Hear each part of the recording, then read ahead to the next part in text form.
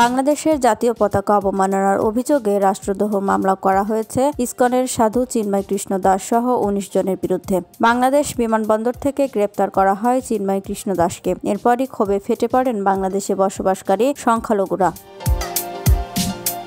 ইসকনের সাধু চিন্ময় কৃষ্ণ দাসের গ্রেফতারি ও তার পরবর্তী আন্দোলন সংঘর্ষ ঘিরে উত্তাল বাংলাদেশ। ইসকনের সাধুর গ্রেফতারি এবং তার জামিন না পাওয়ার ঘটনায় উদ্বেগ প্রকাশ করেছে ভারত সরকার। বাংলাদেশি সংখ্যালঘুদের নিরাপত্তা ও সুরক্ষা নিশ্চিত করার বার্তা দেওয়া হয়েছে ভারতের তরফে। এবার পাল্টা বিবৃতি বাংলাদেশের। ওপার বাংলার ইউনূস সরকারের তরফে দাবি করা হলো, চিন্ময় কৃষ্ণ দাস ব্রহ্মচারীর গ্রেফতারির ঘটনাকে ভুলভাবে তুলে ধরা হচ্ছে। ভারতের বিকৃতি দুই দেশের বন্ধুত্বের পরিপন্থী বলেও দাবি করছে বাংলাদেশ।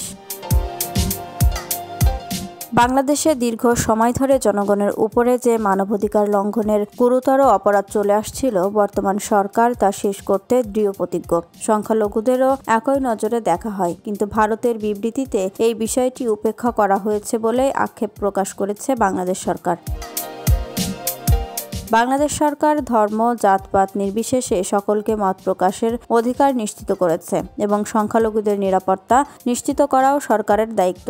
বাংলাদেশে বিচার ব্যবস্থা স্বাধীন, সরকার তাতে হস্তক্ষেপ করে নাই বলে জানিয়েছে।